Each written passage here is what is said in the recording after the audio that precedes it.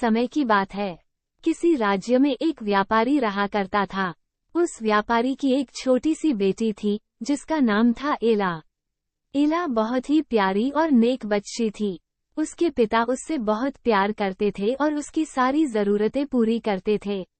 लेकिन एला की जिंदगी में एक चीज की कमी थी, वह थी उसकी माँ जो उसे छोड़कर भगवान के घर चली गई थी। एला की इस कमी को पूरा करने के लिए उसके पिता ने दूसरी शादी कर ली। एला की नई माँ की 2 बेटियां थीं। वह बहुत खुश थी कि माँ के साथ साथ उसे बहनें भी मिल गई थी। दोनों बहनें बहुत घमंडी थी, लेकिन एला उनसे प्यार करती थी और अपनी नई माँ को भी बहुत चाहती थी। एला की खुशियाँ ज्यादा दिन टिक नहीं पाईं। एक दिन जब उसके पिता अपने काम से किसी दूसरे शहर गए तो फिर कभी वापस नहीं आए।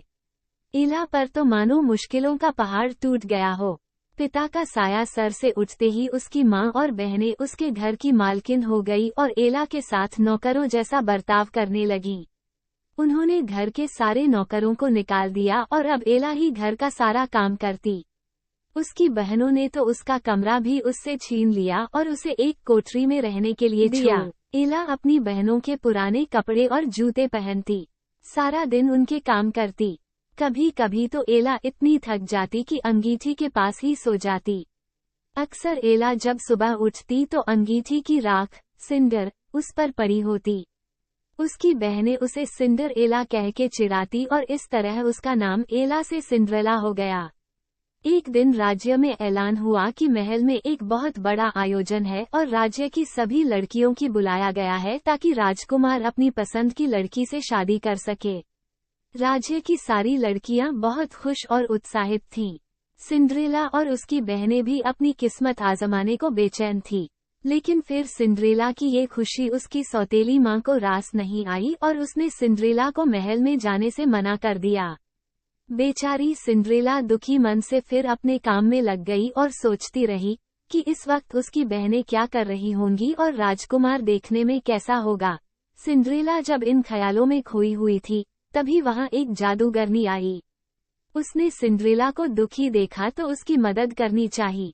सिंड्रेला ने सारी बात जादूगरनी को बताई। जादूगरनी ने सिंड्रेला से कहा, ओह प्यारी सिंड्रेला, मैं तुम्हारी मदद कर सकती हूँ। ये कहकर जादूगरनी ने अपनी छड़ी घुमाई और वहां पड़े एक बड़े से कद्दू को एक बग्घी में बदल दिया। वहीं 4 चूहे उछल कूद मचा रहे थे। जादूगरनी की नजर उन पर पड़ी तो उसने चूहों को घोड़ा बना दिया। अब जरूरत थी एक कोचवान की। जादूगरनी ने चारों तरफ नजर घुमाई तो उसे एक मेढक दिखा और उसे कोचवान में बदल दिया। सिंड्रेला ये सब देख हैरान हो रही थी कि तभी जादूगरनी उसकी तरफ मुड़ी और अपनी जादू की छड़ी घुमा दी और पलक झपकते ही सिंड्रेला के मटमैले और फटे हुए कपड़े साफ और सुंदर हो गए। उसके पैरों में टूटी हुई चप्पल की जगह सुंदर कांच की जूती आ गई। अब सिंड्रेला महल में जाने के लिए तैयार थी। जादूगरनी ने सिंड्रेला को विदा करते हुए कहा, बेटी तू अपनी इच्छा पूरी कर ले, लेकिन याद रखना रात 12 बजते ही यह सारा जादू खत्म हो जाएगा। सिंड्रेला जब महल पहुंची तो सबकी नजरें उसी को देखने लगी। वह बहुत ही सुंदर लग रही थी।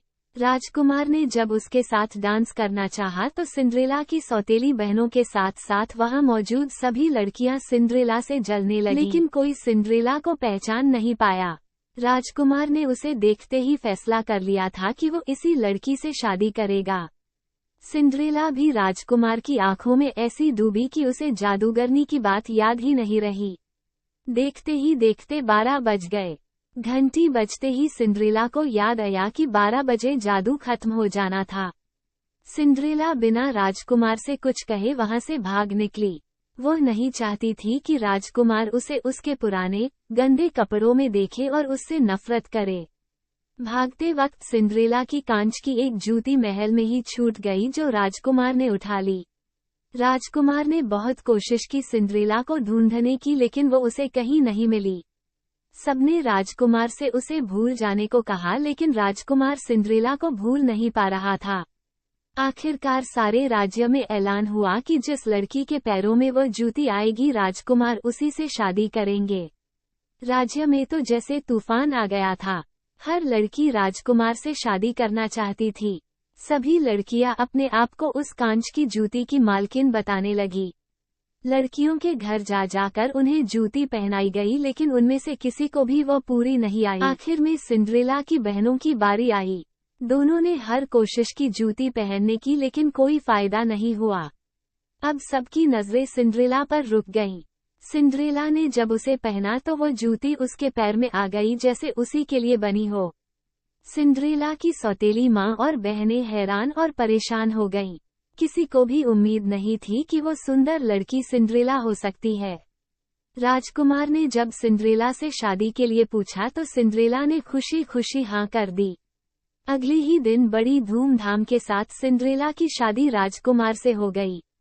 राजकुमार और सिंड्रेला एक दूसरे के साथ बहुत खुश थे और एक दूसरे को बहुत चाहते थे। दूसरी तरफ सिंड्रेला की सौतेली माँ और बहनों को सिंड्रेला के साथ बुरा व्यवहार करने की सजा के रूप में राज्य छोड़कर जाना पड़ा।